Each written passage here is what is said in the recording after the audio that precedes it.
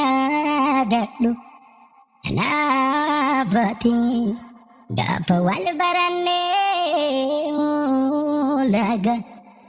maal ture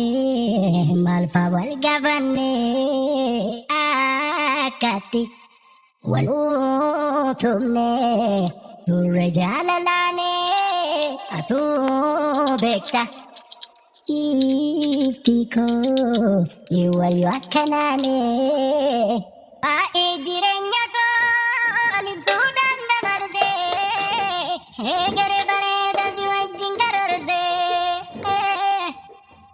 abjuu qabnaa borii karaa fagoo deemna lallaaffisi lafte qofaa kun afigama utuun jeetu naafi akkuma akkas taane carraatiin miidhagni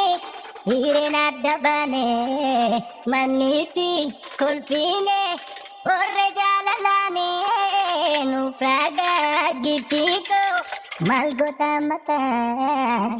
waa'inni jechoo dubbiin arrabaa sirra naan caaluu inni ni darba wanta keessa kee dhugaa keendeka karaa deemsa kee nufa keega waa'inni jechoo dubbiin arrabaa sirra naan caaluu inni ni darba wanta keessa kee dhugaa keendeka karaa deemsa kee nufa keega hirina koo keessa ati anaaf dhugaat mana jiree keessaayi. Hiruu dabartaan duwwaat hirina koo keessa ati anaaf dhugaat mana jiree keessaayi. Hiruu dabartaan duwwaat yaadadhu anaafati gaafa wal barannee laga maal ture maal faa wal gaafannee akkatti wal utubnee turre jaalalaanee atuu beekta. Iftikoo yaadadhu anaafati gaafa wal barannee laga maal ture maal faa wal gaafannee akkatti wal utubnee turre jaalalaanee atuu beekta. Iftikoo iwayu akkanane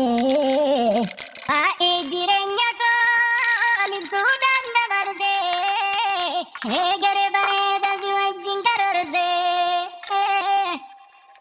abjuu qabnaa borii karaa fagoo deemna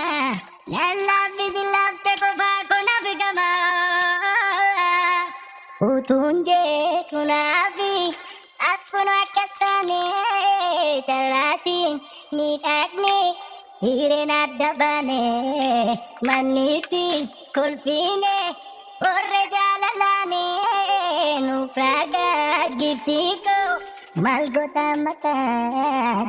waa'inni jechoo dubbiin arrabaa sirra naan caaluu inni ni darba wanta keessa kee dhugaa keendeka karaa deemsa kee nufa keega waa'inni jechoo dubbiin arrabaa sirra naan caaluu inni ni darba wanta keessa kee dhugaa keendeka karaa deemsa kee nufa keega hirina koo keessa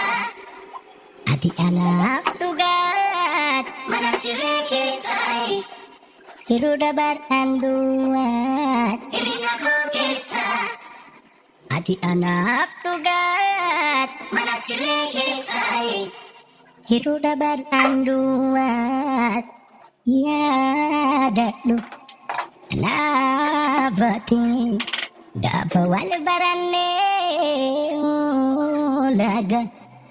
maal ture maal faa wal gaafannee akkatti wal utubnee turre jaalalaanee तू बेटा ifti ko yaadadhu naafati gaafa wal baranne laga maal ture maal fa wal gaafanne akkatti wal utubne turre jaalalaane atu beekta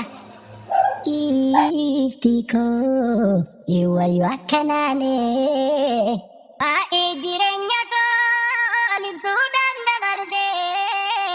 egeree bareeda si wajjin karoorse abjuu qabnaa borii karaa fagoo deemna nan laaffisi laafte qofaa kun afigama utuun jeetu naafi akkuma akkas taane carraatiin miidhagni hireen adda baane manniitti kolfiine warra jaalalaane nuuf raagaa giftii koo maal goota mataan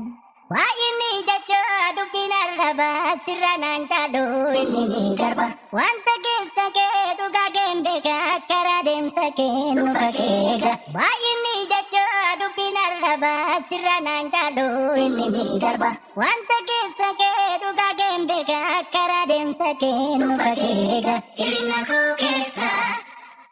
ati anaaf dhugaat mana jiree keessaayi